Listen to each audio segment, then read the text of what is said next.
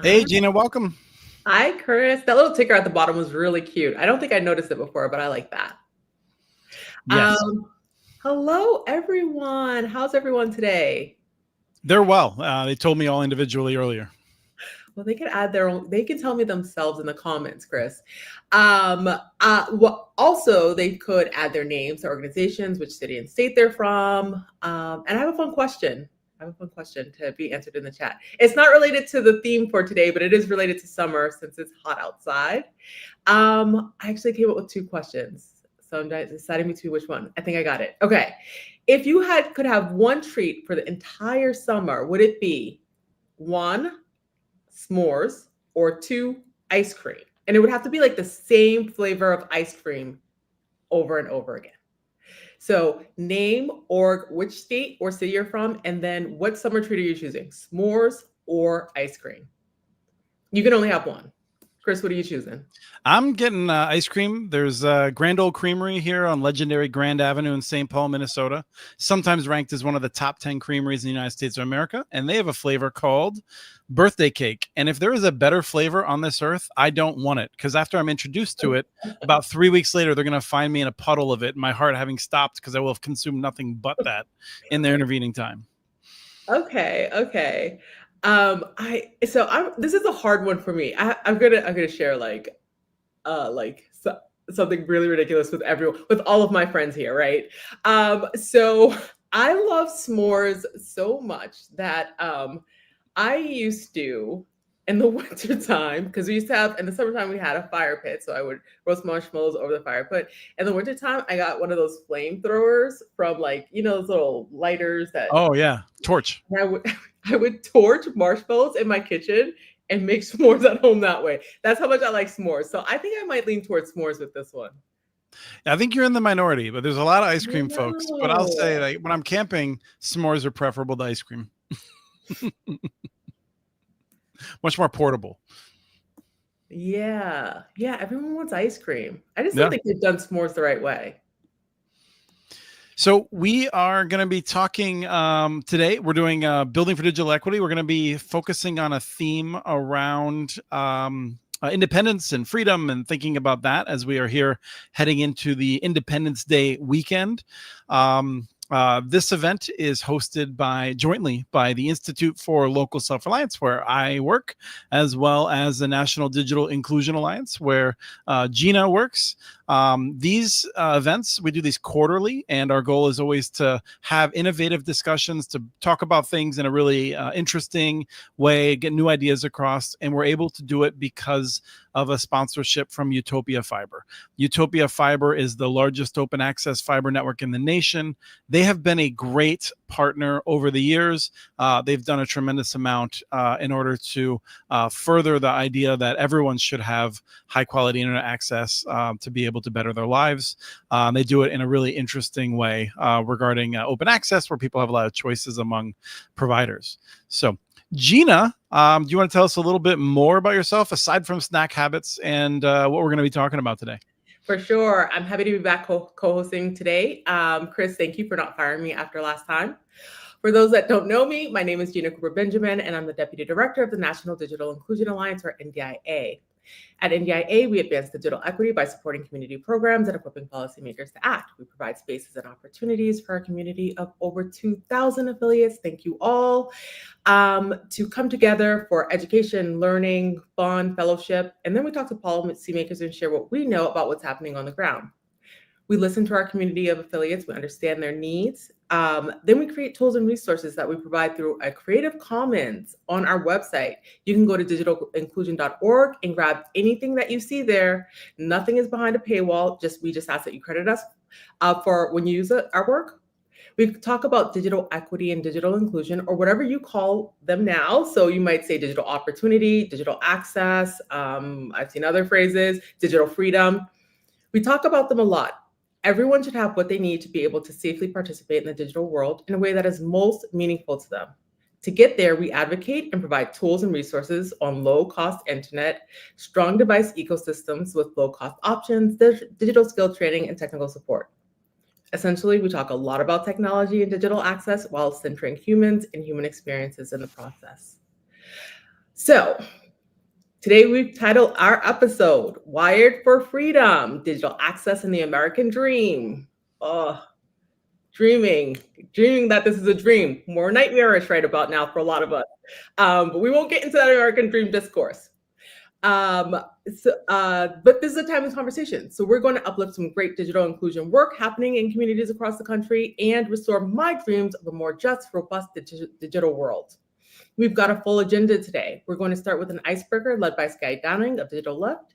After that, we'll hear from my team member and friend, Amy Huffman, who will share some insights on Universal Service Fund, USF. After Amy, we're bringing lightning rounds to B4DE. We will have 2 lightning rounds facilitated by Sarah Nichols from Land of Sky Regional Council and Kaala Souza from Digital Ready Hawaii. They will each get approximately 3 minutes to present a program, research, or best practice from their organizations. They go lightning fast. That was a joke. Lightning rounds will be followed by Monica Gonzalez of Methodist Health Ministries, who will give a presentation. Then before we say bye to y'all, we'll close with a panel moderated by Sean Gonsalves of ILSR, featuring Tony Patala from City of Oakland, Patrick Messick from Oakland Undivided, Autumn Evans from Rocket Community Foundation, and Elisa Valentin of Public Knowledge. Wowza. We have some heavy hitters today. Chris, that is our agenda. If people have comments or questions, what do they do? They should stuff them down, deep down inside. We would love to have questions in the chat. If you are on the YouTube stream, that's the best place to make sure we get them. We're also able to see the comments from Facebook and I think sometimes LinkedIn, but really YouTube is a better place to do comments and that sort of thing. We do have closed captioning there, and feel free to let us know if that's not working, but it's been working pretty well. I want to say that this agenda has been put together by Jordan, who's running the show behind the scenes with the help from others, but a lot of credit goes his way. I pushed for this theme of freedom and independence. It's something that I think resonates strongly with me, and I think the people who are doing this work, we often think about how we can try to make people's lives better and trying to resolve problems. We focus a lot on the problems, and I think sometimes we need to remember that we are part of a great experiment of trying to help people live better lives, and we don't have to focus on the negatives. Can also focus sometimes on the positives and reminding us why it's so important for everyone to have these tools, to be able to use them in a safe manner and that sort of a thing. So with that, I think, and I'm also supposed to tell people on Thursday afternoon, Connect This show that is also fun and a bit irreverent. We're going to be perhaps a little bit more wild. I don't know. Heading into the holiday weekend. We're doing it Thursday at 2 Eastern time, connectthisshow.com. Feel free to check it out. Gina, back to you. Chris, am I not wild enough for you? Because I can get wilder. Okay. You're super wild, but I need a little bit of a huge beard and like 95 years of experience for you to simulate Doug Dawson. So okay. Okay, now we're going to get into the program. Our first guest is a nomadic Sky Downing. She's the Deputy Director of Digital Lift. Digital Lift provides technology classes and devices to older adults, non-English speakers, people with disabilities, and folks from low-income households. She has lived in 7 states and in Mexico and has traveled all of the United States except for Rhode Island and Alaska. I am not going to hold it against you for not having visited that last New England state, Sky. She performed at NDIA's annual conference and the Collaborative Showcase. Today, she has prepared a piece to get us started. Sky, please kick us off. All right. Greetings, everyone. I would like to start by thanking Kyla Williams-Tate for inviting me into this space today. Kyla, you were bold enough to be the first to carve out a place in the digital equity world where art, healing, and justice work could converge. That was visionary, and I want to honor you for laying that pathway for us. I'd also like to give deep thanks as well to Jordan Pittman and the team at ILSR and our partners at NDIA for hosting these events and uplifting the voices of digital equity practitioners across the country. My name is Sky Downing, and I do currently serve as the Deputy Director for Digital Lift, formerly known as Community Tech Network. At the heart of my role is people operations, supporting our teams through both the triumphs and the turbulence of these days. That care work has become especially heavy lately. I don't have to tell anyone this, as we navigate a deeply unstable funding landscape shaped by the political decisions which are far beyond our control.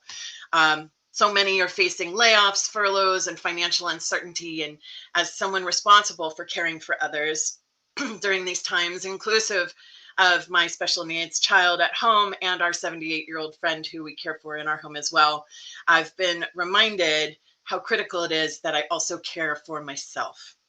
So before I started this work, I was and still am a professional blues and jazz singer.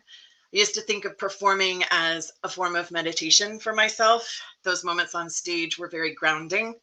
But when the pandemic hit, the stages went dark and gigs disappeared and musicians scattered.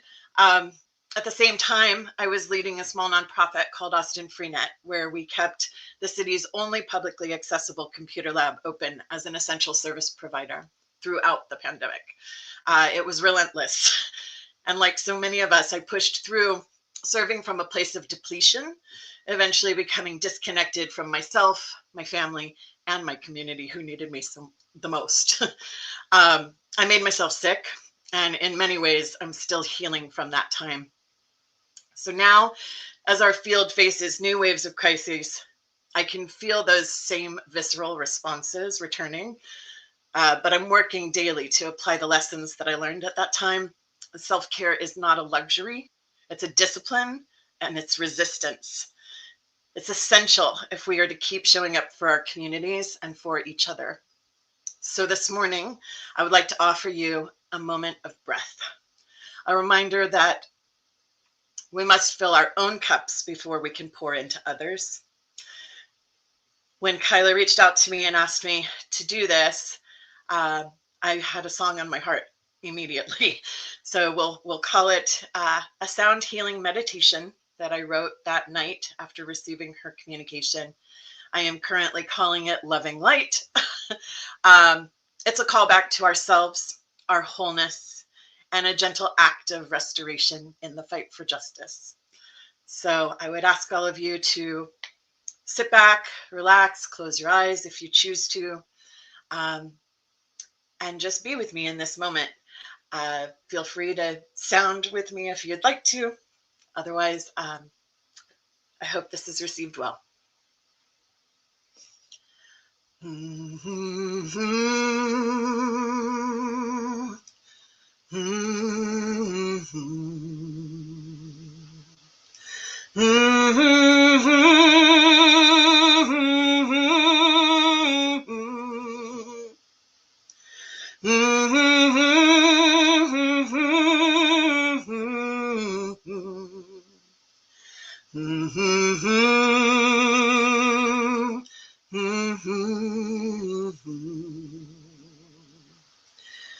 Every day goes marching on.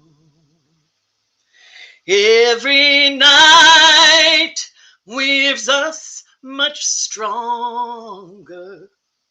Every fight lasts this much longer, while loving light and freedom's reign.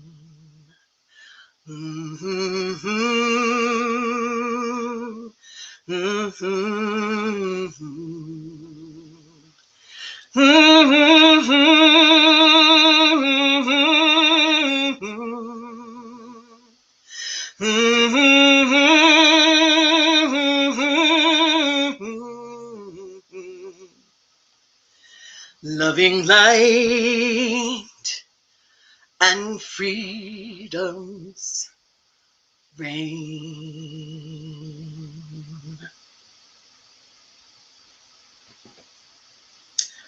That's it. That was terrific, and really, really appreciative.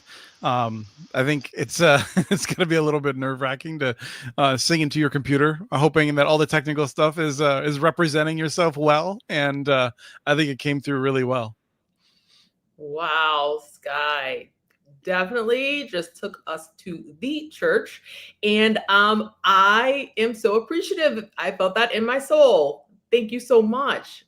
Like, Thank you so wow. much for having me. Thank you.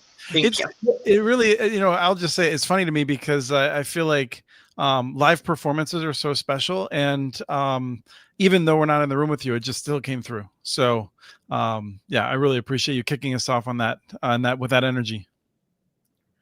Yeah. So, oh, is she gone? Okay. It wasn't her choice. Jordan just gave her the boot. I got kicked backstage. I just wanted to say thank you so much.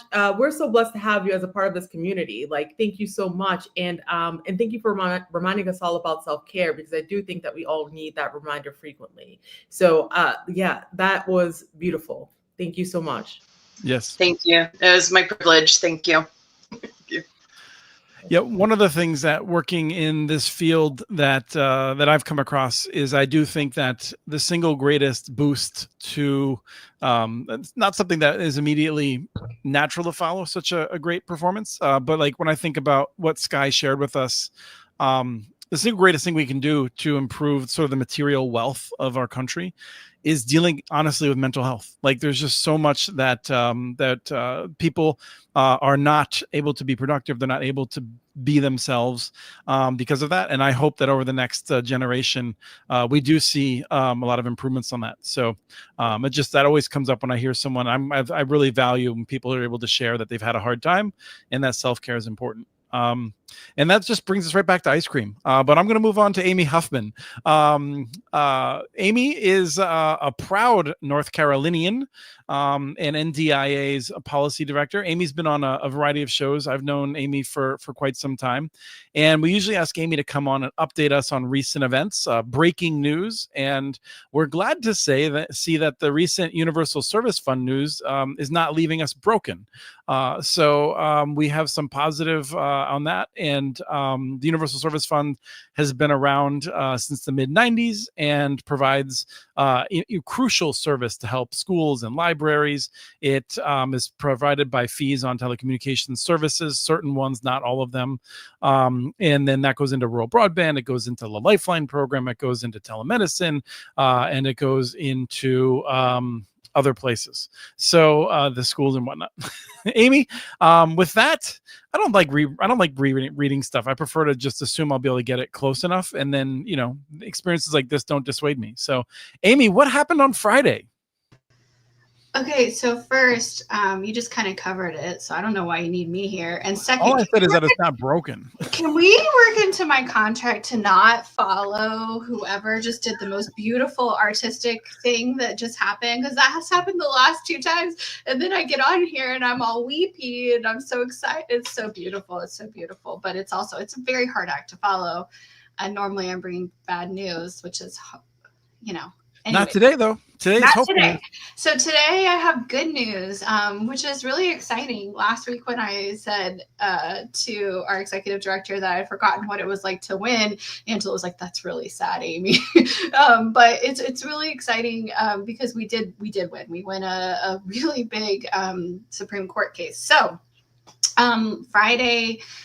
So let me back up a little bit. A few years ago, organization brought to a couple suits to different courts challenging the legality, essentially, of the Universal Service Fund. They were arguing basically it's legalese, and so it's way above my head and pay grade, but I'll give you the boiled down version, is that they were arguing that basically that Congress didn't delegate the appropriate level of authority to the Federal Communications Commission, and then the Federal Communications Commission was not really managing the fund appropriately by delegating to USAC, which is the Universal Services Administration's company. Thank you, Chris. Thank you. You're on point today. So anyways, long story short, as you all know, court cases take a very long time. And so this has been in going through different courts for many years. And earlier this year, or actually last year, the Supreme Court said, "Oh, we're going to hear this case. It sounds important. And so earlier this year, they heard the case.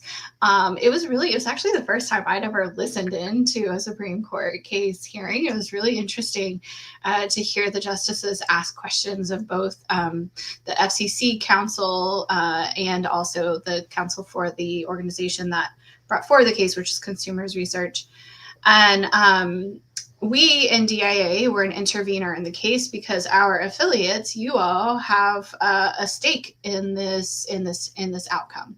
And so we, along with Media Justice and the Benton Institute for Broadband Society, joined the case as interveners and filed an amicus brief and really have just been championing the case on behalf of our 2,000 affiliates. And so basically the court ruled that the case that was brought forward, the challenges to the law itself and to the way that the FCC was managing the fund were incorrect, that the law was written well and that it did not violate any taxing law and that the FCC was delegating it to USAC appropriately. So that's good news. That means that the fund is here to stay. As it stands today, as the law, as Congress originally created it and intended it to be.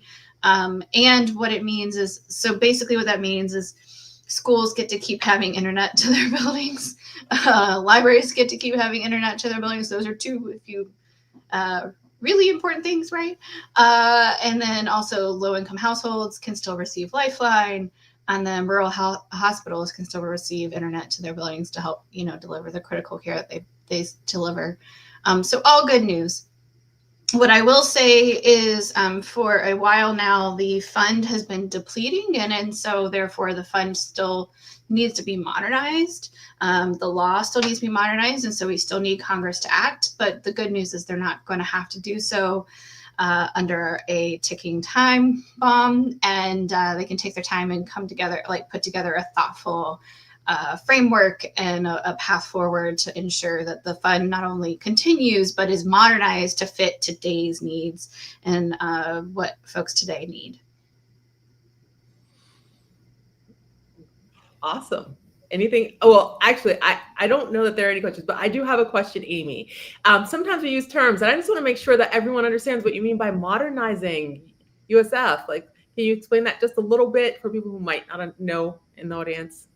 Yeah, so the law was passed in 1996, and I don't know how old you all were, but I think I was in grade school, right? It was designed a long time ago, which means there's things that are outdated.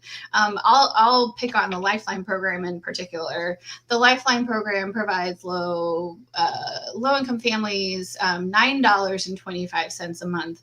And it originally was for a landline, then it moved to a mobile phone, and then now households can apply that to their broadband bill. I don't know how many of you have a broadband bill that's $9.25 a month, but I'd say it's not many of you, right? If any of you.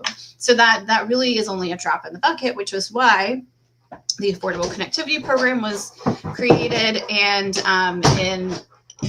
it was so successful because it was a higher dollar amount and it had a lot of things that were good for a lot of wide swath of populations and households. And so in a modernized USF, we would like to see a more robust affordability mechanism like the Affordable Connectivity Program.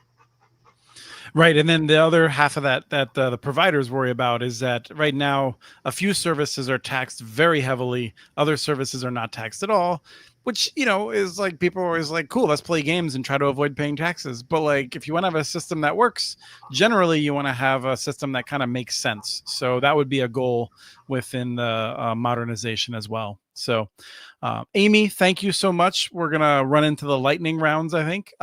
So you can go, express your displeasure with whoever tried to come into your room. The dog. Thank you. Nice. Thank you, Amy.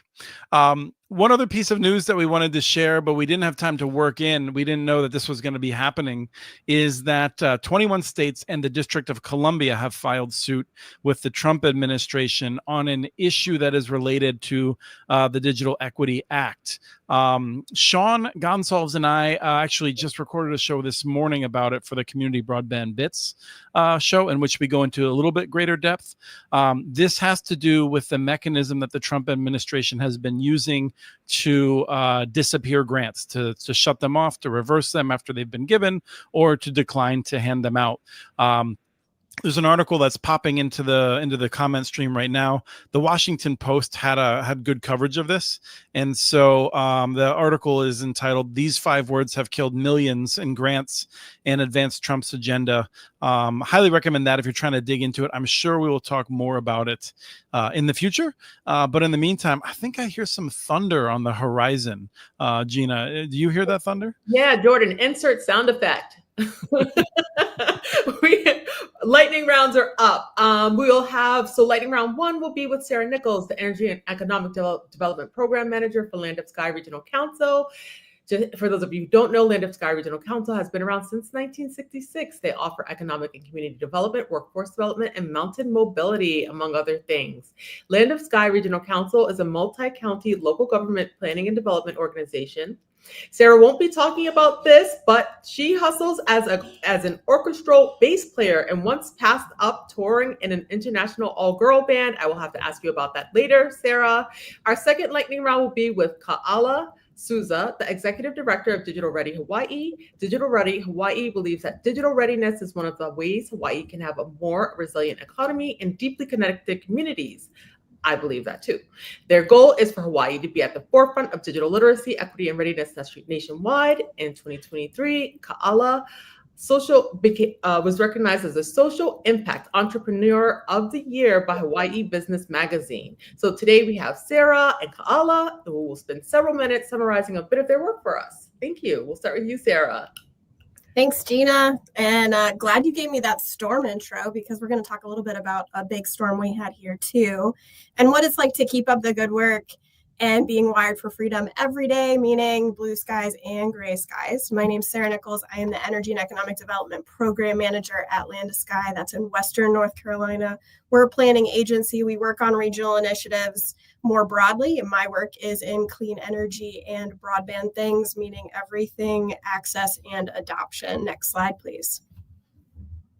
So West Engine is birthed out of a locally branded name that was to connect 6 metropolitan cities in the region. But I said, hey, if we care about broadband, the wires and the signals are only so important. It's really everything that keeps people offline. So we are now coming up on 6-7 years into the West Engine initiative. We still do infrastructure planning, but we also have an active device refurbishment program. We do a lot of planning and research. We have a digital literacy initiative that's funded by the state of North Carolina. Thank you. We have an advocacy coalition that's funded by Dogwood Health Trust and is called the Blue Ridge Broadband Alliance with our friends at Benton.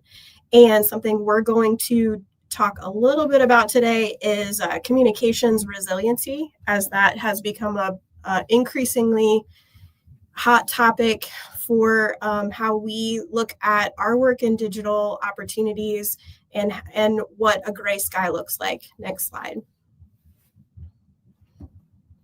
So in fall of 2024, Western North Carolina was hit with Hurricane Helene.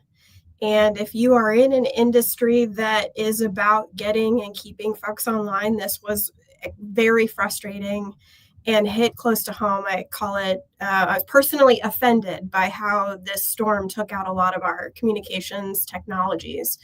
So 75% of the region's cell phone coverage was out. We had 200,000 customers. That means household addresses, not actual people. Probably closer to 400,000 people were kicked offline because we had like 1,700 miles of fiber that was damaged from the storm. To put this map in context for you, all of those black areas were how disconnected they were. So we had in Western North Carolina what we have now come to find out was the closest thing to a complete blackout in the history of a storm in the United States. Next slide.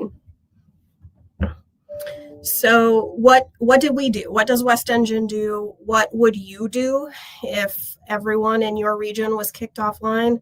We started looking for a place. So the fact that we have a history in working with providers and infrastructure came in handy. We were able to connect with them, see what they needed, make sure they were addressing the issue, getting folks back online. Same thing with cell companies. And it really came down to partnerships, new and old. A lot of our friends came to our rescue and wanted to help. That's one thing about being in a storm is everyone wants to come help you, and you need to figure out how to take that help and turn it into action to get folks back online. At some point when folks were getting back online, we realized that if you lost maybe your home and your car and all these super important things in your life, maybe you also lost a device. And we launched the Technology Recovery Program, which leveraged the in-house device refurbishment program to get people the device they needed. We found that people were coming to fill out their FEMA forms, their insurance forms, apply for a job in person when they were not folks who were used to having to do that in the past. And they just had lost their device. And we just gave that back to them as a blessing and a way to get folks reconnected, thriving, back to work, finding the resources they need in the community and the freedom of success. Next slide, please. Atlantic Sky works under a board of delegates. They are elected officials from our member governments, and they called to action a communications resiliency plan that I've come to find out is a very unique document or plan in existence. First responders and the like do something called an after action report, and they took my notes of what I thought this needed and paid attention to what we were doing because they thought it was completely innovative that I would include community and community's perspective of what it's like to being kicked offline. So we are silo breaking. We are letting folks with the lived experience on both sides. So what it's like to have to deal with the communications network as part of your job into the community and what it's like to being kicked offline and not know what's going on in your world around you. So every day, the things we do to keep people online just became increasingly important when you're moving out of getting people into a thriving space and into a surviving space. Ultimately, the goal is to build back better. We're continuing to look for resources so that we can provide these freedoms and access every day. Next slide.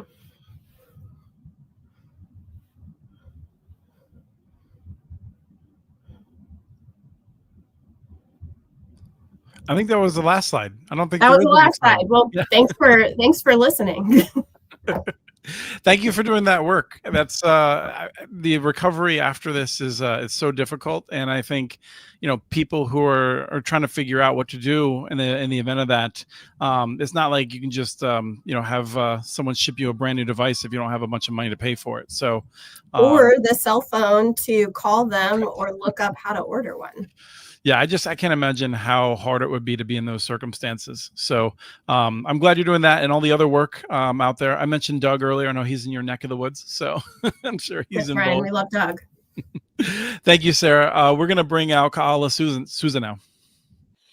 Hey. I get to go. Is that it, Chris? I just boom, just like that. Great, right on. I'll be lightning fast as well, maybe. But aloha to all of you. In the 1800s, Hawaii had one of the highest reading literacy rates in the world. We had over 90% of the nation of Hawaii could read by about 1850 or so. And just put this into perspective, the worldwide reading literacy rate was around 19%. USA was like 78%. So it was legit. And what I have in front of you here is a slide of a picture of one of our last queens, second to last queen, I guess, Queen Ka'ahumanu. And this was from a letter that she wrote in 1822 2 years after the missionaries first arrived in the island. She says, many are the people, few are the pala or the letters, the books that were there. And the reason she wrote this was when she was on the island of Kauai, she was surrounded by people who wanted to read. She was surrounded by people who had this deep, deep, deep hunger, this deep thirst for reading. And she sent this letter back to Oahu, and she said, tell everybody we to send more books, to send more letters. The people were ready. And I think that's the key thing for me. I'm hopeful, by the way. We talk about some of the legal things happening on the federal level. Maybe the money comes back, like this lawsuit or something. But I don't want to wait. The waiting is, the people are ready, and we can do stuff now. This is a lot of times, if you go to the next slide for me, when you think about Hawaii, this is not me, by the way. I didn't even want it to be, but I mentioned I'm here in Hawaii. I'm on the island of Oahu. I'm Native Hawaiian. I was raised by my grandfather. His name is Francis Hyde Kalani Honoho Mako Meyer the First. And when you introduce yourself in Hawaii, you introduce yourself not really like where you're from so much as who you're from. And this is a deep sense of place. And this place is what drove so much purpose back in the 1800s, like who you are, who you're related to, this legacy, or what we call kind of a responsibility, kuleana. It inspires us. And so, Hawaii is known for surfing for sure, but we had a legit legacy of literacy back in the day. Recently, last year, started around August, we partnered with the Hawaii State Library System here. And there's 51 libraries in our state. In 10 months, we just got done in May, the end of May 31st, a month or so ago. But in those 10 months, we provided 714 free digital literacy classes, basic computer skills, to a little over 3,800 people who showed up in person for these classes. And it was crazy. It was probably one of the busiest times of my life. And it was a lot. People wanted to come. They didn't get anything except for the knowledge. But it was very similar to what I imagine Queen Ka'ahumanu was experiencing when she was surrounded by people who wanted to learn. And it was motivating and inspiring for us. The thing is, over 6,000 people registered.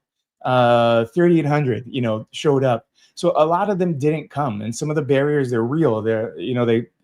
Transportation, but some of it I think is anxiety, it's fear, it's embarrassment, it's doubt. I think that sense of place is a little bit missing, but the desire to at least sign up was there. The desire to learn was there. And for us, it's about removing those kind of barriers, not so much the physical infrastructure barriers, which I'm super excited that people are working on, but those other ones that are kind of a little bit less visible. This is a picture of King Kamehameha III, Kauikeaoli, who said, "He puni pala pala ko'u. Mine is going to be a kingdom of literacy." Queen Ka'ahumanu was regent. She was, when he first became king in 1824, 25 actually, he was 12 years old. In a generation, he had made this thing happen. The ali'i, or the royalty, the kingdom leadership, this was the vision. This was a national vision. The kingdom supported literacy. They didn't tax the ships that brought in teachers. They built 1,100 schools in a generation. They paid for paper. It was amazing. They had thousands of newspapers, all written in Hawaiian. And in 1820, we didn't even have an alphabet until 1822. I think. So in a very, very short time, we went from no alphabet to nearly universal literacy.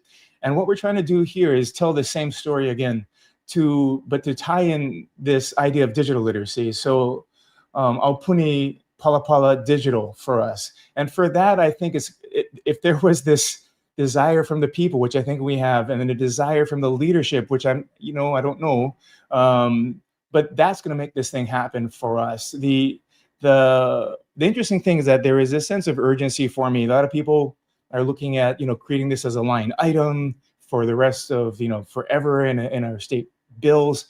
But I think it's much shorter than that. I think digital literacy, the kind of digital literacy that I'm working with people who have computer skills less than 1, This is a much more urgent thing. This is very, very time sensitive. 2 years ago, we had a class in Waimea on the Big Island. About 8 months before that, 9 months before that, we had 30 people signed up. But it took us a while to get the class, I'm sorry, the 30 people registered, but it took us a while to get the class actually implemented. So 8 months later, 9 months later, we actually held the class, and there's about 20 people that showed up. And I said, what happened? Where's everybody? You know, that, and it turns out that it wasn't any of these lack of transportation, it was that people had died. And it's a little bit dark, but I want to underscore the fact that we can't wait for, you know, whatever funding is going to happen. Let's do what we can do now. You know, looking at the digital equity funds, if we did have that, would that help? Maybe. Is it going to move the needle a lot? Maybe. I don't know. But urgency is the thing that's essential for us. It's not panic. It just means acting now with what we have. If you can go over to the next slide and the last slide for me, please. This is an actual picture of the letter that Ka'ahumanu wrote. She wrote this in 1822 in July. We had the alphabet in January of that year. Like, I can't even imagine what it takes to be able to learn how to write in a language that didn't exist. So just amazing, amazing desire. But she said there are many people, but few letters, few pala. She says, I want you to send 800 letters. We want literacy because it may make us wise. And I think it's true. It's about opportunity for us. You know, we had so many people sign up for this, and, you know, thousands of them showed up for it, but there's still thousands left that didn't. And I'm not sure why, but, you know, a lot of our national data is going to show that 30% of our workforce is not even going to pass a basic computer assessment. For us, that's hundreds of thousands of people. And it is definitely that computer skill. But for me, it's a little bit more of that, the connecting. I mean, why are they not showing up? They need the computer skill. I think they do.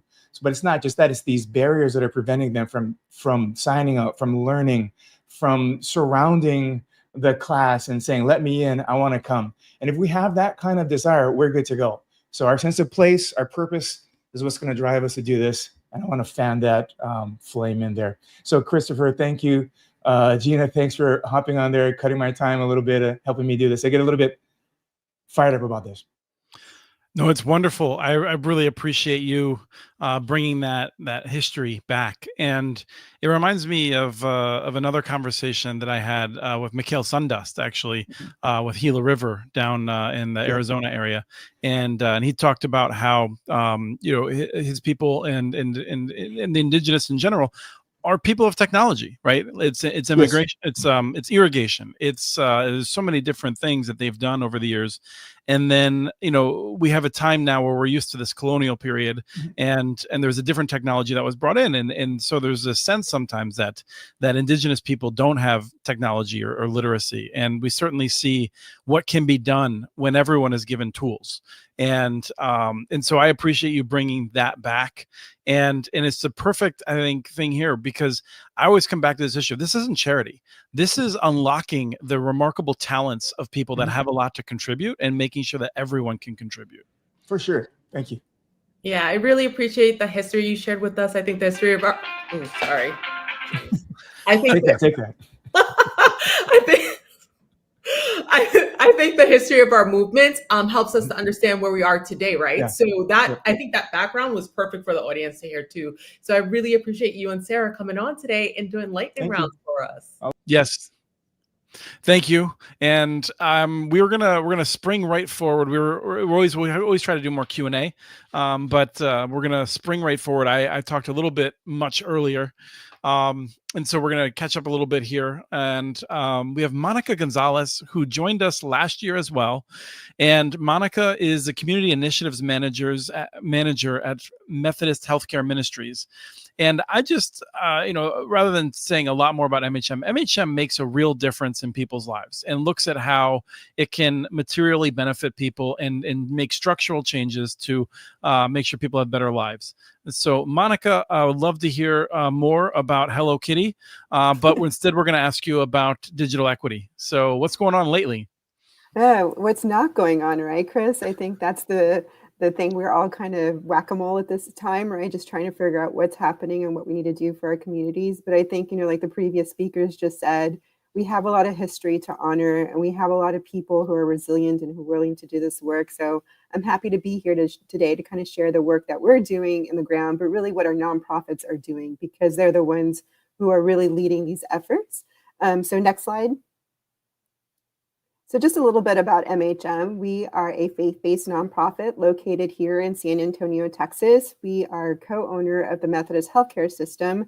So with those earnings, we use it to give back to the community through direct clinical services, strategic grant making, strategic initiatives, and policy and advocacy work in the 74 county region of Texas, which is about a third of Texas. So you can look from the South Texas up to Austin to West Texas.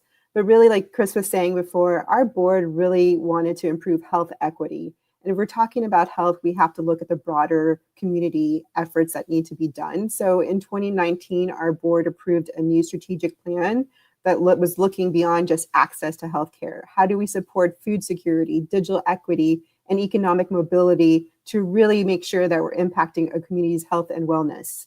Next slide. So as a healthcare organization, why are we so invested in digital equity? Because we just want to have those fair and just opportunities for every community member. It isn't charity, it's about leveling the playing field. If we're talking about a person's health, that is only really 20% of what happens in a doctor's office. It's all these other social determinants of health, all these non-medical drivers like access to food, access to the internet, access to jobs and education, that really impacts a person's health and well-being. So for us, we actually call the internet the super social determinant of health, right? Because we look at everything that we do today, it's around technology. Our world revolves around it. You know, if you think back to that moment when you got your first cell phone, you know, for me, it was back when I was 18, but that's not possible today. If you really want to be engaged in community and really improve your health and well-being, we really have to make sure you're connected. But not only that you're connected, is that you also have the skills and the technology and the affordability to really make sure you're addressing those super social determinants of health. Next slide. So from MHM, we really took an approach of making sure we were listening to the community. So we didn't come up with this strategy in a vacuum. And it isn't groundbreaking, right? Because it's really the whole spectrum of digital equity that we're addressing. But for us, we wanted to better understand, what does our community need? What do those 74 counties need? So we really took some time in interviewing stakeholders, local community members, nonprofits, internet service providers, even local government, to understand what are those needs in the community. So we have these 4 strategic pillars: the ecosystem development, device access and connectivity, digital skills, and online benefit enrollment. Because we have those 4 pillars, one of the things that was also very important to us was that there was a digital navigator or connector, really support to get these things done. Just like in healthcare, where we have community health workers or patient navigators, we see the value of having someone to support you and move forward. So that's one of the things that we're really trying to make sure we're addressing in our strategy and with our partners, is having that digital navigation support. But as times have become really turbulent over the last 6 months, and especially the last month for digital equity with the DA cancellation and BEAD restructure, it's really that ecosystem that is going to drive things forward. So really partnership and collaboration is really key to the work that we're doing today.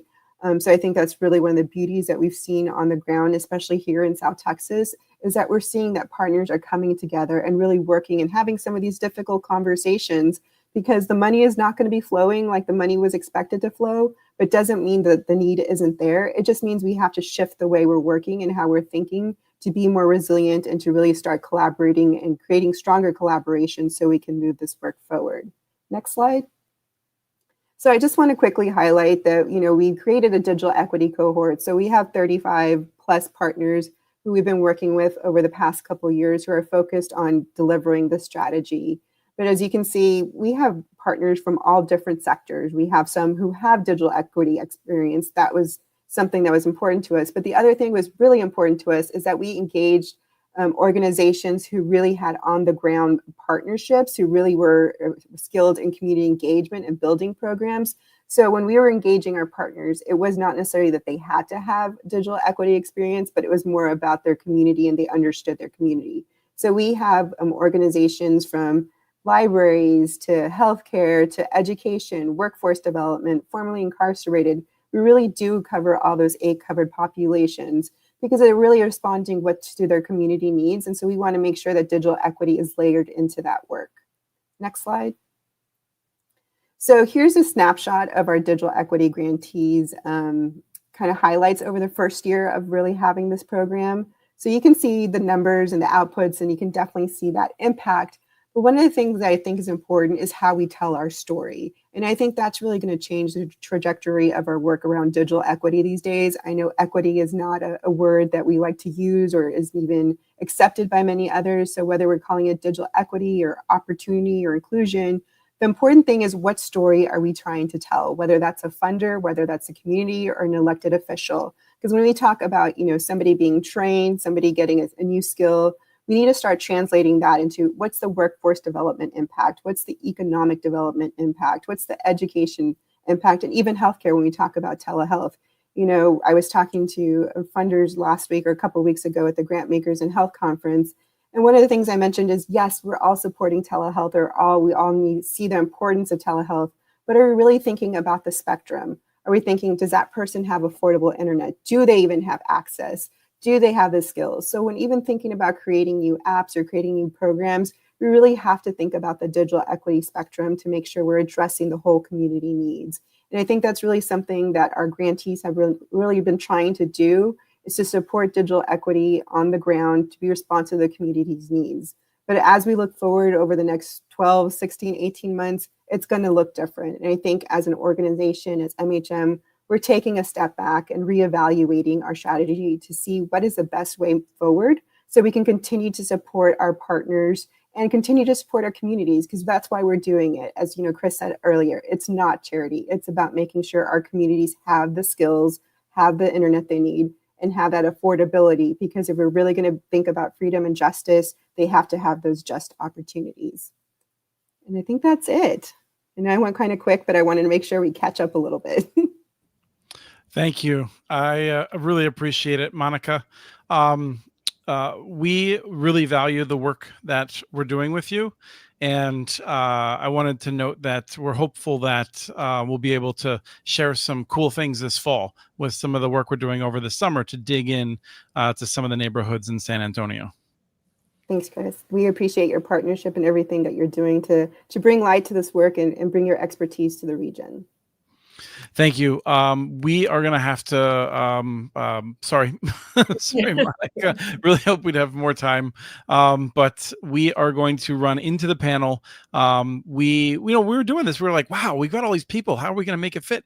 And for some reason, I think I missed a math equation somewhere, Gina, because there's all these really great people and I don't want to cut anyone short. I'm gonna throw Sean Gonsalves up. Sean is our associate director of communications, or for communications. And Sean, I'm just gonna let you introduce the panel here. So I'll hand it off to you, and then I'm gonna cut you off, in a little bit. So be ready for it. All right.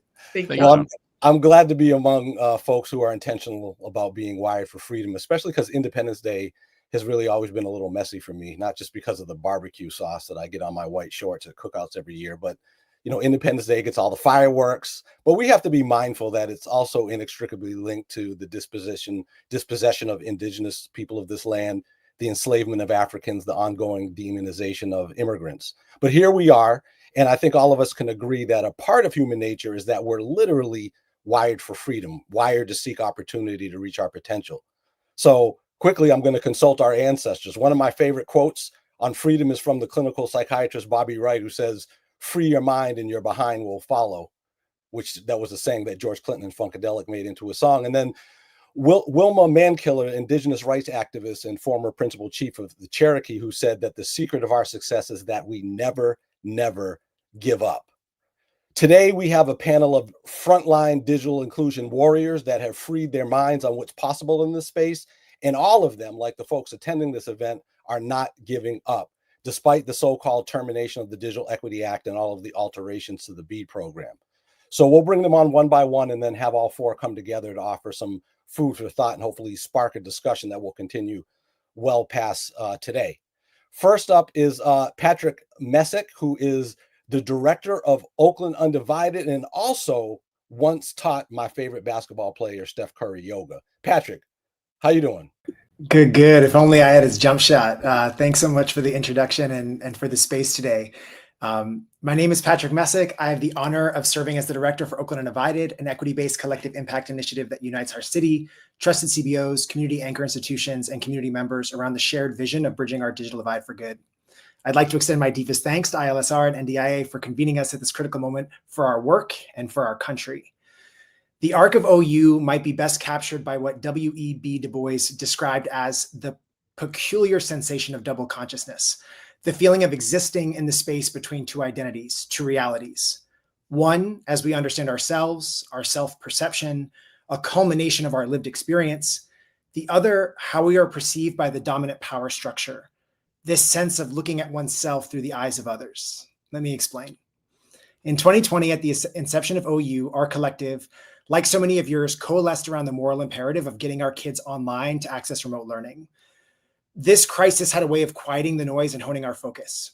We integrated a digital needs assessment into our back to school registration and learned that 1 in 4 students lacked access to reliable high-speed home internet. We turned to the community and orgs that know our community best, our schools, housing authority, library, trusted CBOs like Tech Exchange that have been doing this work for decades, and the city to diagnose the barriers that kept tens of thousands of our kids from accessing the tools of a 21st century education. The 3 intertwined barriers that we learned were keeping our kids offline were as clear as day. The first, affordability, the exorbitant cost of internet. Even here in the backyard of Silicon Valley, the average cost of home internet is around $90 a month. Discount programs touted by our monopolistic providers were intrusive and cumbersome to enroll in and required residents to haggle with sales reps that were incentivized to upsell them. We came to understand that families viewed internet as essential, but when money gets tight, the food, lights, and rent come first. The second was availability. In our low-income communities, there just weren't many options outside of the duopoly. In the chase for short-term profits, many companies had divested in East and West Oakland for decades, relegating our highest need communities to the most antiquated technology. Especially in apartments, residents usually only had 1 or at most 2 options. Finally, performance. Residents were not getting what they paid for, and this disparate performance was not evenly distributed throughout the community. We implemented a speed test protocol developed by Fresno and collected 1 million speed tests from 18,000 locations and found that speeds in our highest income zip code with the largest population of white residents was nearly 10 times faster than in our poorest, with the city's largest population of people of color. With this understanding, OU leveraged philanthropic and public funding, especially programs accessible to community anchor orgs like the E-rate program, which was mentioned earlier with USF, ECF, ACP, to purchase and distribute tens of thousands of computers and hotspots. We partnered with CBO partners to offer tech support and digital skills training. In our emergency response, we made incredible progress, but we always knew that we weren't going to hotspot our way out of the digital divide. Our coalition understood that we needed to secure generational investments if we were going to address the underlying structural barriers faced in our digitally reliant communities. Our coalition had the most powerful resource, each other. And we knew that alone, we could not undo decades of divestment and discriminatory policy. So we turned to the 2 entities that could, private industry and the state. In one of my first meetings with industry, our monopoly provider invited us, our coalition, and our local policymakers into a boardroom. I'll never forget the feeling in the pit of my stomach when the digital equity executive from this company presented a slide that said the main reason why the majority of our kids and neighbors were disconnected wasn't affordability, wasn't performance. It was because of relevancy, that they didn't want or didn't understand the value of having internet. This was a moment of dual consciousness. Now, I'm not naive. I understand that companies have a fiduciary responsibility to shareholders to preserve their market dominance, and blaming the disconnected protects their stock price. It maintains the status quo. So we turn to the state. State and governments have a different incentive structure, putting people over profit. And the pandemic had unlocked historic public infrastructure investments throughout the country, but especially here in California. But these investments were dictated by maps.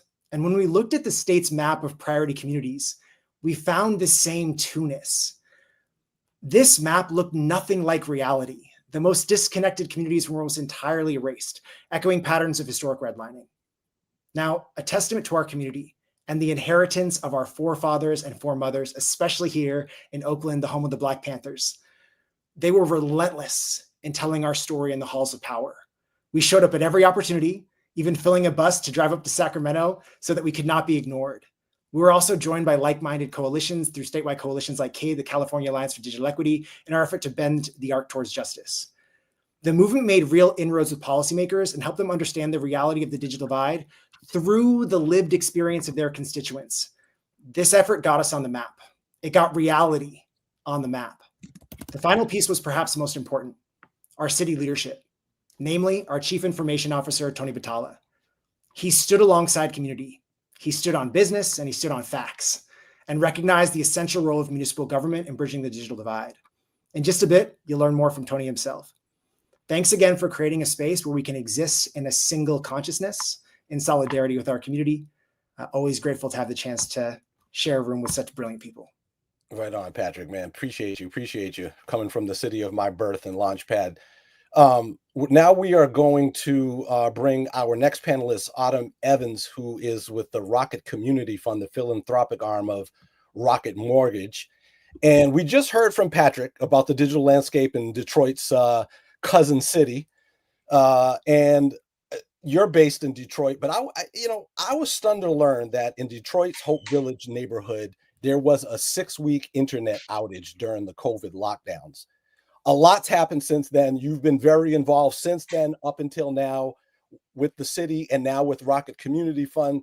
Tell us about the work that you're doing in Detroit and particularly your work with Connect 313. Absolutely. First, thank you, Sean. Thank you, ILSR, for having me. Patrick, so nice to meet you and just to hear about the great work that you guys are doing out there in Oakland. So at the Rocket Community Fund, we were blessed to partner with the City of Detroit, United Way of Southeastern Michigan, really in 2019. So before the pandemic hit, we were already looking at the digital divide as an issue to get behind.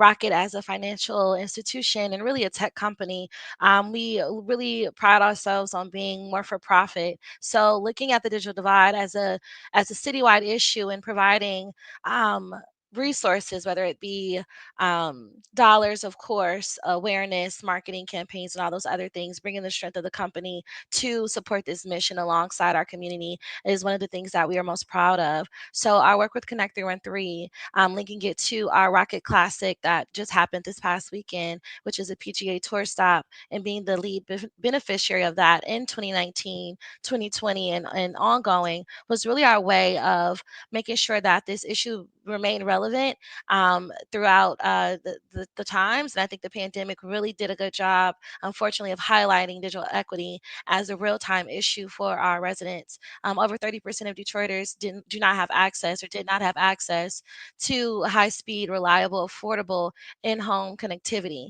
And so, Sean mentioning the Hope Village experience during the pandemic, we had a neighborhood experience the internet outage of over 45 days. And it wasn't until a resident reached out to the City of Detroit, the Director of Digital Equity, to say, hey, I'm having an issue, was that issue being able to be resolved. So speaking to Patrick's experience of, really looking at the business model of internet access and how it's very easy for communities such as Hope Village and those, mirroring in Oakland to be redlined out of opportunity. And that's really what it is. And so for that to happen during, since it's a sensitive time, for all of us, children were not able to, attend school, people were not able to work, elderly community were not able to access a lot of these health resources that we were pushing on them with telehealth and everything. It really just spoke to the moment. And so we're proud as a private company to walk alongside community in a very realistic and holistic way. One of our isms says in Connector 3 is being community-led but expertly informed. So being able to provide, again, that additional resource and the assets of the business community to support a local initiative has been transformational for us. We saw with the benefit of this partnership and the power of the partnership during the American Connectivity Program sign up, blitz, as well as the EBB. And so Detroit being able to rank in the top 1 or 2 and stay that way for the longevity of the programs and the number of signups really speaks to the strength of our partnership to partner with local community voices, trusted community voices, to power that with the resources of Rocket, and then also the strength of the city of being that strong advocate. We were able to see a lot of strong success there. So really proud of the work that we've done with Connect 313 and also moving into the next iteration of what that public-private people partnership looks like. No, thank you for sharing that. And just listening to both you and Patrick talk about both the infrastructure side of things and then all of the other elements that go into addressing and starting to solve these connectivity challenges at the local level, all of which had been going on prior to the Digital Equity Act, BEAD, et cetera. So it's a real testament to how this work has proceeded and can proceed despite all of the challenges that we face. Next, we're going to bring in Elisa Valentin, who is the policy director at Public Knowledge. She loves spy thrillers, reruns of the Bernie Mac show. Now, Elisa, you recently wrote a piece, and I love the title, Countering the Politics of Deservingness in the Fight for Digital Equity, because I think that's really at the heart of a lot of the tension and beef that we have at the federal level, what people deserve. And in it, you had a lot of insights on the policy landscape and universal service fund reform in particular. Can you walk us through that? Yeah, sure. So thank you so much, first of all, for having me here. But just so everyone knows, Public Knowledge, we're great friends of ILSR and also NDIA, but we work to promote freedom of expression and open internet and access to affordable communications tools and creative works. And we work to shape policy on behalf of the public interest. It's great to be on a panel with you, Autumn and Patrick. And thank you, Sean, for moderating this conversation, and all the folks in the background making things work for us. It's always so fun to be in a room with you all because you bring so much joy and laughter with your programming, which is so important when everything feels so heavy. So I recently heard someone speak about what it takes to finish a race. And this will come at no surprise to folks, but it takes a certain kind of determination that's required at the end, right? It's different from what's required at the beginning. It's when you're most exhausted, when the hill is or feels the steepest, and when the finish line is just around the corner. That's the moment that you have to dig in the most. And so when it relates to this theme of freedom that you presented us with here today, it's very much so related, right? It's all about that struggle. It's that push and pull and those steep hills that you have to climb. And you guys know when you're closest to meaningful progress, that's when resistance intensifies. But it's always so when the stakes are the highest, and it takes our commitment. That's when it matters the most. And as Sky mentioned at the beginning of the programming, it's a commitment to ourselves first and foremost. It's a commitment to our communities, and it's also about the commitment to justice. So I'm going to start kind of negative, work my way to might be negative, and then I'm going to end with positive. So as you all know, there was the cancellation of the Digital Equity Act funds. So I won't go into too much detail there, but I do think it's important to say that there is a strong case to be made about how the cancellations of these funds was illegal, full stop.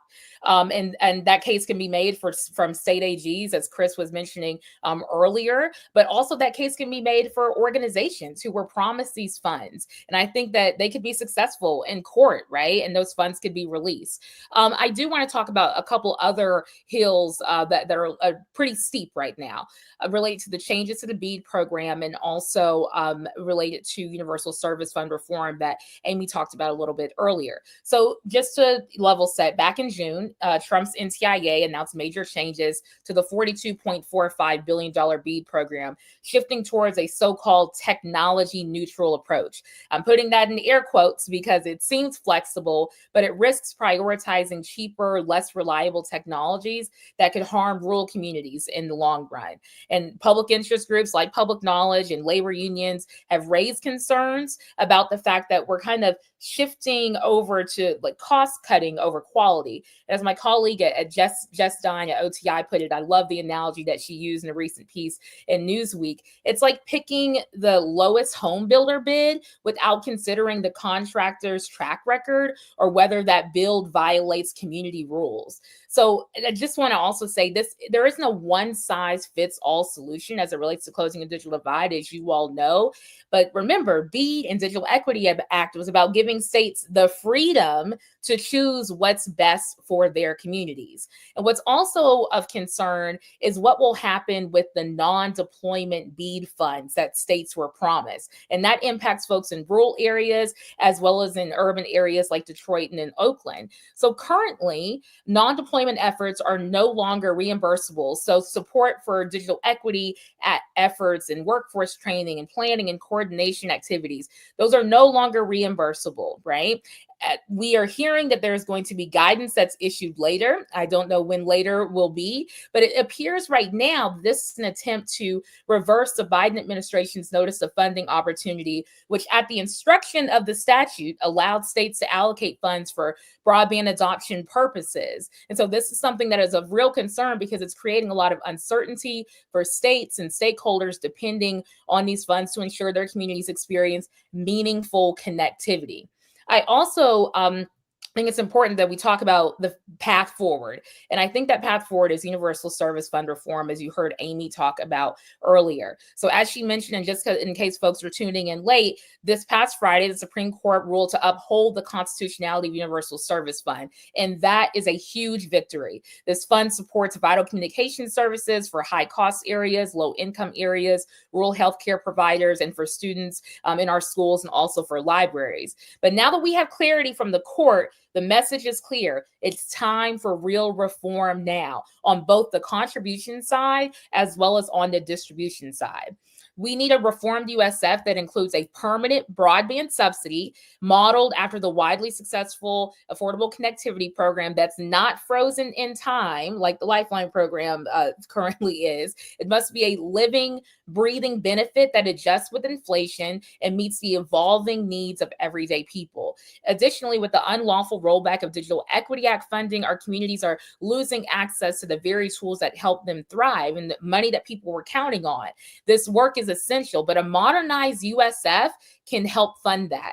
And lastly, it's critical that the commission can work to promote greater network reliability and resiliency. We're just hearing our representative from North Carolina talk about this earlier, and that is there's an opportunity there as it relates to USF reform to make sure that our networks are upgraded to withstand disasters, to cover post-disaster repairs, especially with all of the wildfires and hurricane damages that we're currently experiencing in the United States. But I just want to say that policy doesn't move by itself. What we need are voices. We need community voices. We need coalition voices. We need people to fill gaps. We need people pushing from the outside as well as the inside. We need members of Congress to stop negotiating against what our communities actually need. But they need pressure in order to do that. And it's going to take the community to make that happen. We can't waste this moment, as I saw Anisha from Georgia put in the chat earlier. Wow. I mean, you packed a lot in there and right on point. Thank you for sharing that. And last but not least, we are running up against our scheduled time. So I'm going to bring out our last of our four panelists. This gentleman, Tony Batella, who is the CIO of the city of Oakland, is a big Bay Area sports fan. So I'm going to ask you to be like Ricky Henderson and run fast, man. But what Tony is going to be talking about is what the work that Patrick, you heard earlier, and what a lot of cities are looking at is, okay, all of this stuff is in disarray. Dollars may or may not come to our community. What can we do in spite of all of that? That's what Oakland's been doing. Tony, tell us what has been going on with Oakland, particularly this $15 million grant that the city got courtesy of a rescue plan funds. But what is Oakland doing now with those funds, and what's the vision? Yeah, no, thanks, Sean. I'm going to try to be quick in the last spot here. And thanks to ISLR, of course, for having me. It's a real privilege to be here with everybody, all these panelists and everyone who's spoken today. So much knowledge and experience. It's a great space to be in. So Oakland is the Oakland Connect project, particularly. I'm not going to go into super details, but I'm actually going to try to do is drop a link in here because we just published a broadband master plan that goes into really great detail, and there's a lot of tremendous work in there that I want to plug and highlight. So if you want the full depth, I'll try to drop the link without breaking the StreamYard system, so everybody can go check that out and download the full report. But in high level, it's a grant funded program. So we were awarded $14 million from the CPUC, California Public Utilities Commission, back in the end of 2023. The city has another $2 million in bond funding from a municipal bond program that we were able to get approved for fiber broadband infrastructure. So together it's actually 16 million about. And the idea is, in pretty simple in concept, right? You build a broadband network, some fiber infrastructure, and you connect a bunch of places and deliver service over the top of that.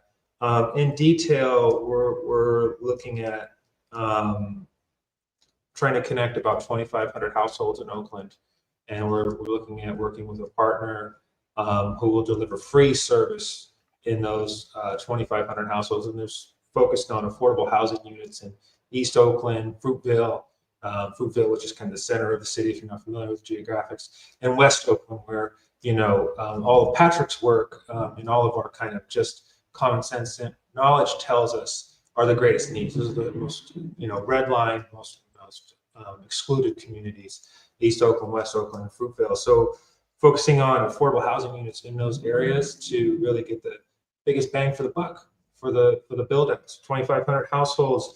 There was someone who spoke. Patrick talked about the community coming in force to advocate at the state, and one of them was talking about the buffering problem. We need to eliminate the buffering problem, and then that's the experience that that's how this becomes a thing, an experience where it's negatively impacting somebody. Is you can't get things done on the internet. You can't get things done in our digital life, our digital society. And so really providing free fiber internet service up to 2,500 households is the core, that's the heart of the project. And again, I'm going to drop a link in so you can go kind of get full background and details on that.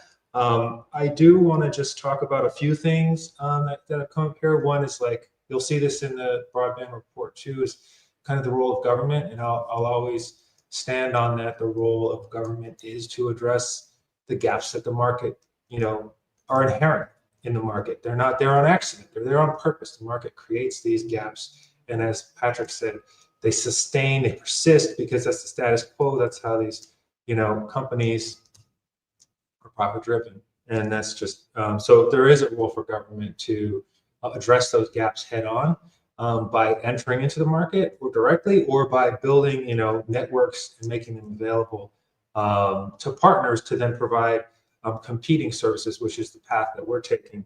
So I just want to highlight that there is a role for government. I think our project demonstrates that. Some of the other stuff, I'll just, for the audience here, they might be saying, like, what can we do? What can we learn from Oakland, from what we're doing? One thing, get a Patrick. That's the first thing you need to do, is get yourself a Patrick. If you can't get the Patrick, you need to get somebody who is you said, Sean, warrior, and that's the word I would use too, is you need a warrior who is just tireless, who's going to fight for your community, for the interests of your community, for the people, the folks in your community, at the state level, the city level, the federal level, whatever, whoever that needs to happen, they are there, ready to fight. And that's a Patrick. You need a Patrick on your team. And then the second part is you gotta get some funding. So hopefully, use that Patrick to fight for B, to get B to where it needs to be. Hopefully we can get better, outcomes there with the way that that's structured, so that funding can go in and directly address the what we're trying to solve for.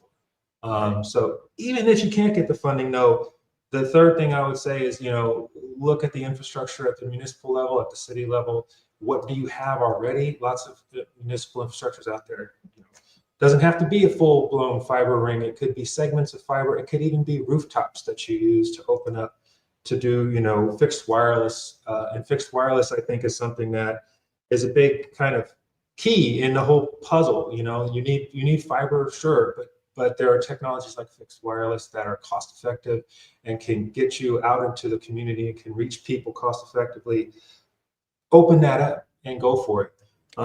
So those are things I think that communities can do now. And I think some of the stuff we're building in Oakland, which includes fixed wireless on top of the broadband network, can certainly be applied in communities from here to Detroit to New York and everywhere in between. So anyway, I'm going to try to drop the link in the chat. We'll definitely make sure they have it. We also wrote about your efforts, thanks to you and Patrick speaking with me. So we will make sure to drop that link in here. I want to, because we do need to wrap up here in the next couple of minutes. But we are aware that this great discussion has led to some questions, which is good, and I hope it leads to further conversation about what. And some of these questions have to do about where energy should or can be focused right now. And I want to just ask Patrick I want to ask each panelist to make one more point to respond to something in this discussion. But Patrick, for you, I want to kind of exercise my authority as a moderator, I suppose, to sort of use you as an example of real quickly, everyone just real quickly, in terms of where to focus, because I think a lot of the focus should be at the local and state level. But Patrick, the work that you guys did, talk real quick about some of the specific data that you were able to collect that was really powerful in asking for funding and mobilizing the coalition in Oakland. Yeah, let me just highlight two efforts that I think were really critical to us telling the story and moving towards that single consciousness. The first was a protocol developed by the brilliant folks over in Fresno Unified.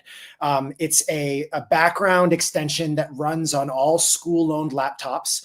Most schools are using Chromebooks. The only way that Chromebooks work, they're data enabled, is if they have an internet connection.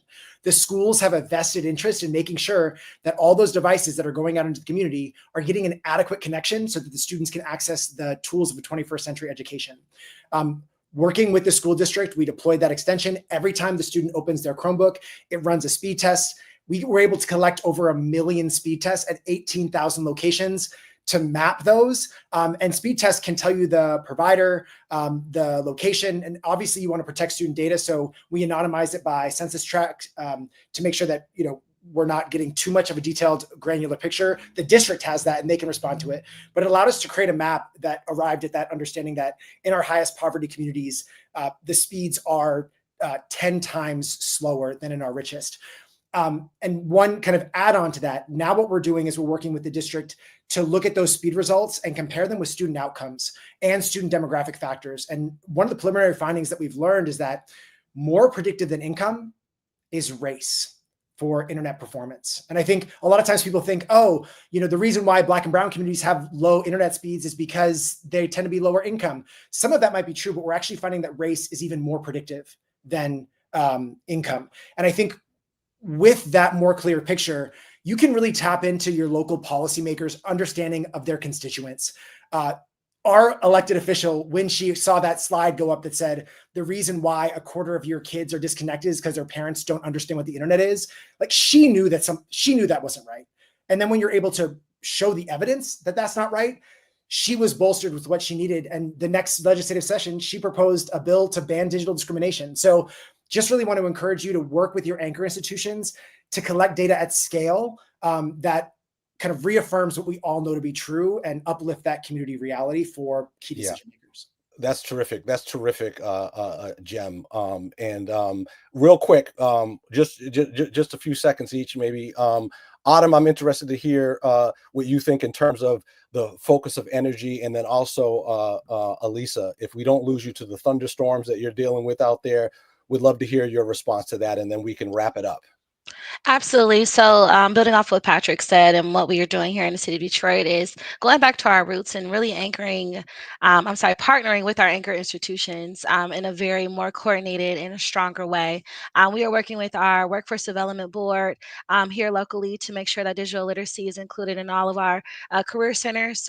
So that is connecting us directly to the workforce strategy of the state of Michigan. We are working with our public libraries to do the same. And now we are working with our public housing to pilot a new connectivity option for our housing residents. So doubling down on what you can control and where you can have that influence, and pulling in partners that are regionally, have vested interest, while also, our beautiful advocates are advocating at that state and federal level, but keeping the momentum going and looking at where the resources are and where the strength is. And that's still in community, that's still in our anchor institutions, and just finding very creative ways to pull in additional resources from philanthropy to shore up what is already working with the partners who can have the most impact. So that's where I could say where we are focusing our energy moving forward and building those partnerships that last. Beautiful, beautiful. Elisa, please. Yeah. I would say check and see if your senator is a part of the Universal Service Fund Working Group. It's currently led by Senator Fisher of Nebraska and Senator Lujan of New Mexico, but there are other members, so I would check on that. And then I would also work in coalition, even if your member is not a part of the USF Working Group, to encourage your member to write a Dear Colleague letter about what should be prioritized as it relates to Universal Service Fund reform. So you can say things like ACP should be prioritized, Digital Equity Act funds should be prioritized. So that's what I would encourage folks to do. And also to reach out to me with if you need any help with kind of making these connections or any ideas that you have. And I'm happy to drop my information into the comments. That's terrific. I want to thank our entire panel. And Tony, before we say goodbye, in, I don't know, in 5 words or less, what moves city officials? Oh, 5 words. I would just say, I think philosophy, right? Philosophy, it's a philosophical choice. Either you believe that government can play a role in making our society better, or you don't. And if you do, you're going to do the work to make it happen. So I don't know. That's all I could say. No, that's a terrific answer, especially under those conditions. Patrick, Elisa, Autumn, Tony, thank you for this discussion. I hope it sparks some follow-up in thoughts and in actual reaching out to that human network that is building in this space. And with that, I think we can wrap it up and return it to our co-host to take us out of here. Well, thank you, Sean. Thank you, panelists. That was amazing. So good. Yeah, good, really good feedback in the chat. I thought that was a excellent sharing of information. You know, it's always said that you should leave them wanting more, but I always felt like it sucks. Like it just sucks because like I don't want to leave wanting more. I want to get more. So Gina, how are we going to wrap this up? Well, the next time we meet will probably be in October, Chris, during Digital Inclusion Week. So I want to encourage everyone here, participate in Digital Inclusion Week, October 6th through 10th. The theme this year is community-driven digital futures. And we want to hear what you all have planned in your communities this year. So go to digitalinclusion.org, under events, go down to Digital Inclusion Week. You can add your events to our events calendar or map. You can we want to share your events on social media. And I just want to encourage everyone. I want to say thank you to attendees and to speakers, and also just encourage everyone, find bright spots in your communities and your work, and continue to dream. Excellent. I wanted to highlight just a couple of things. I thought it was really wonderful comments. The role of government, as Tony was talking about it, I really appreciate that. I feel like people don't always appreciate that. We really need a solution that gets beyond individuals or just the big ISPs. Comcast has been doing Internet Essentials for 14 years. And that's about as good as it's going to get. I mean, I'm not going to minimize it. It's done a lot.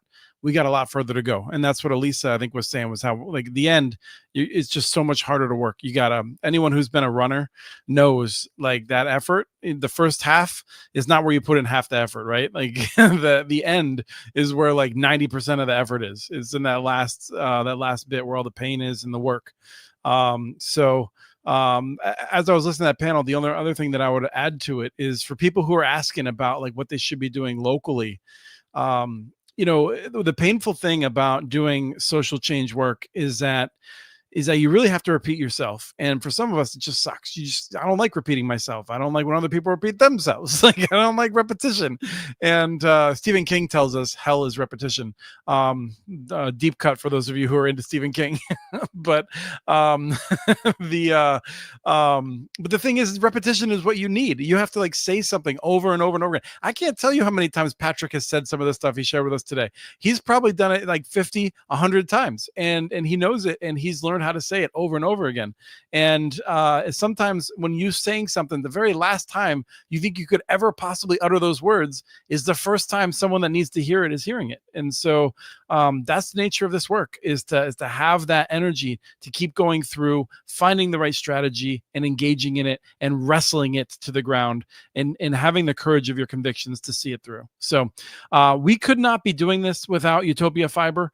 Speaking of an organization that has made a real difference in a lot of people's lives, an organization that has had to overcome real difficulty and has now gone on to make it its mission to help others, and working in other states and other communities to help them build effective networks. They've done that, and they're a real inspiration for that. We have a survey I think is going to be popping up here, and we really encourage people to take that to give us a sense of what we can do better, what's going well, what resonates, what other questions do you have. I know that we had a question here that Gina, you wanted me to address, which was basically how do we get these conversations out to the people that need to hear them? And I think this is something that I'm going to ask Jordan to put a pin in that we can address next time. To some extent, these conversations are aimed at the people who are doing the work. I think, there's a million people out there that could use some help with digital skills and need devices. I don't know that them watching this show is the best use of their time. It might be for some of them, but for a lot of them, I think it's the people who feel themselves called, whether they're working in this field or volunteering in this field. I think those are the folks we need to be making sure are coming here, but I could be wrong about that. So we'll discuss more about that. Gina, any quick thoughts on that? No, I mean, if you're in your office right now, one of the things you could do is you could organize an office watch party, a lunch and learn, anything like that to get more people involved and to hear the work and what it means to all of us. So I do think that there are ways that you can get at the practitioner level, lots of people involved. Yeah. So this is something we think a lot about, and if people have thoughts, I want to hear them. We reevaluate our strategies. We argue about what we think is going to make a difference, and we love to hear other people's thoughts on how to make sure that we're being effective. We have a good audience. We got a good message for them, and that sort of a thing. I want to thank you all for taking your time. It's a busy week. It's an exciting week. I hope I hope many of you have the ability to have a really great long weekend, take some other time off, spend it with family and friends. I want to thank Gina. I want to thank everyone at NDIA, Amy. I want to thank all of our panelists who came on today. People who aren't just coming on this show, but they're spending their lives. People who come on this show, they could be really successful in a lot of ways. They are picked a way to be successful, to make sure other people's lives are improving. We value that. So thank you all for doing that. And thank you to all my colleagues here at the Institute for Local Self-Reliance. Thank you all. Appreciate y'all.